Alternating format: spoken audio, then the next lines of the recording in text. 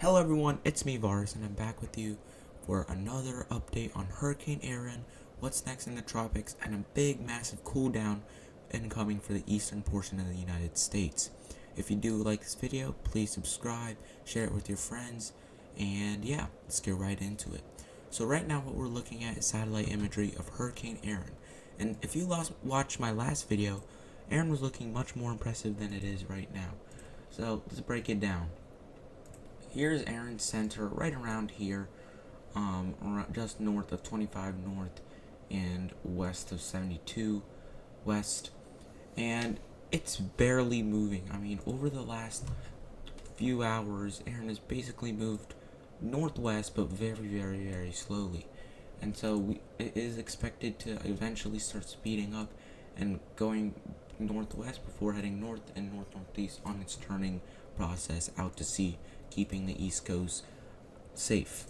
Now, there's still lots of stuff to talk about. So, if we do look at imagery, you see we have a bunch of convection on the south side, some convection on the eastern side as well, and on the north side. But if you look at the northwestern side, we have a lot missing. And that's because Erin's getting blasted with northerly shear, especially northeasterly shear, which is causing a big void in Erin right here. Now, as Erin does kind of head further north and west, sea surface temperatures will rise. Shear should lessen up a tad bit, and dry air isn't too much of an issue. I mean, now that it's kind of getting blasted with shear, some dry air is getting in there, but you can see that circulation right here outside of convection, which shows you that this storm is getting blasted with shear. So once it does enter a slightly more favorable environment, not quite what it had before, like I do think Erin's past its peak, it could re-strengthen into a major hurricane. Right now it's a 110 mile per hour category 2 hurricane, so that's something to watch. Now, even though Erin is not as strong as it was before, it has gone under multiple IOL replacement cycles, which creates the eye of the hurricane. It makes it bigger and it expands the wind field, meaning even though Erin is again not going to make any direct impact with any land, it is expected to still make indirect impacts given how big this storm's going to get. So I'm going to show you that in the coming minutes. So this is what the National Hurricane Center has as for its headlines. Erin expected to become even larger while moving over the western Atlantic through the week. Dangerous rip currents expected along the U.S. East Coast beaches. So many beaches could get shut down with this, as the indirect impacts with Erin will be very large. So here it is, moving northwest 7 miles per hour, minimum pressure at 958. Hurricane hunters went in, found a 960, so it has weakened a bit. Max sustained winds at around 110 miles per hour. So if we look at the cone, this is Erin's projected path. We'll get an update in about 1 hour.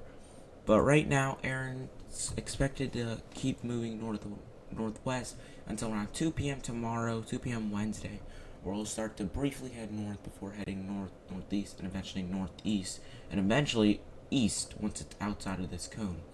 So we do have tropical storm warnings for the southeastern Bahamas and Turks and Caicos, and yeah, southeastern Bahamas. Those are going to expire soon as Erin starts to continue to head out. Now, Erin has kind of stalled a little bit over the last few hours, which has kept these in place.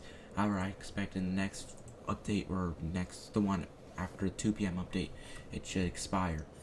Now, southeastern Bahamas, or these areas of Bahamas, should continue to have these watches. They may get upgraded to warnings, maybe the furthest east island.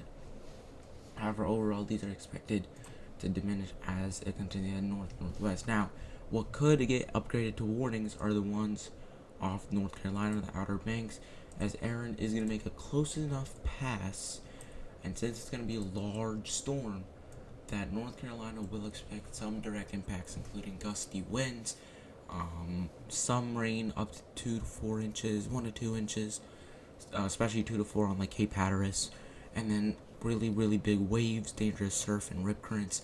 Now, rip currents and surf and big waves are expected all along the East Coast, but especially I'd say from the Outer Banks up to the Chesapeake, New Jersey, Long Island, and even up to the Capes. So yeah, that's what we're expecting.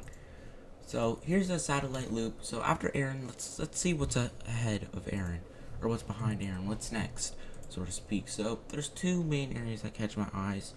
Here's one area, one tropical wave, and here's the second one coming just off of Cape Verde Island, and off of Africa. And they can even see another one peeking behind it. So it's a wave train for sure, but how many survive and pose a threat to land is those questions. So let's start with the furthest west one. This is very disorganized. This hasn't even been dubbed an invest yet. Okay, this is very disorganized. You can see lots of convection to the south and north. Very undefined circulation, but I mean it is there and it will have time to develop. This does have the highest chance, actually, 60% chance in the next 7 days. So we're gonna have to watch this. Now the one behind it is Invest 99L. This has been dubbed, and for good reason. I mean, it already has lots of convection in its center, pretty aligned, some outflow, and it is moving, and you could see some more circulation with this invest compared to the next one. The other one's very wide and not as confined as 99L.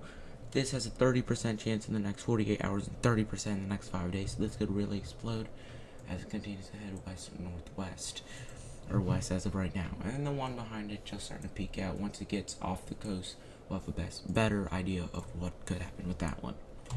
So let's use a Euro model to see what's going to happen with these next two waves. GFS has been getting blown on social media with how bad his performance has been with Erin, so let's stay with the Euro for now. So here's the one ahead of 99L. So here's a very disorganized one. Here's 99L. And if we continue to go through, this is about 8 a.m. Wednesday, you can see it's never really gets its act together, this tropical wave. 99L still kind of teetering on tropical storm or depression status, and you can see as we continue, these waves barely get their act together. Here's that tropical wave. Here's 99L. Here's that one wave just coming off the Atlantic later this work week, and if we continue this, you can see that it kind of just falls apart. I mean, here's that one wave. Here's 99L. Stringed to this other tropical wave over here, which it gets caught up in its circulation, and I mean you don't really see anything. Now with this one wave, you can see 99L kind of just dissipates. This is the other wave just coming off. That first wave that has a 60% chance does get a little bit of circulation going, but it's caught up on the edge of the ridge, and caught up in a weakness where it does look like it starts to head out to sea. And you can see that does start to take place as it heads out. So that's the Euro. And that other wave is right here. Maybe 99L tries to make a comeback as it enters the Caribbean, which would not be good, as conditions are pretty favorable in the Caribbean. So let's take a closer look at 99L. I have intensity guidance pulled up, and it's kind of split. Half of them, most of them, at least strengthen them into a tropical storm at some point in its lifetime. Okay, about 1, 2, 3, 4, 5, 6, 7, 8 models at least try to strengthen them in a tropical storm. 2 of them at least category 1, and 1 gets in a category 2 in the next 168 hours. Only 3 of them are not favorable of them strengthening into a tropical storm. 1 of them gets pretty close, maybe a depression. So we'll have to see how it fares in the coming days. What about the track? Track already kind of has some pretty good agreement for now. I mean, it's generally expected to head west, dips west southwest, and then continue west northwest-ish, kind of just west. Okay, this is south. This would be south of Erin. Now, some already kind of start to try to take it north and out to sea. Others keep it really south and will eventually get into the Caribbean, which is not good. We'll have to watch what happens there. So, after all the tropics, what's next? What about the update on the U.S. weather? Pretty general theme expected in the next couple weeks. So, 6 to 10 days. Big cold blast for the middle and eastern portion of the U.S. Warmth sticks around in the west and south, as well as wetter conditions in the west, wetter conditions along the eastern seaboard due to tropical threats, and drier conditions in between in the Midwest. So if we go to 8 to 14 days, see what it has there. Same general theme: wet on the east, wet in the west, normal in the central U.S., and below average on the Texas and Louisiana coasts. Cooler air in the east and northeast, and eastern 2/3 of the U.S. generally. Warmer in the south and northwest U.S., and then cooler in the desert southwest, which we haven't seen much this summer so far. So I hope you enjoyed. That's all we had for today's video. Now, I did say I was going to discuss what my uploading schedule would look like.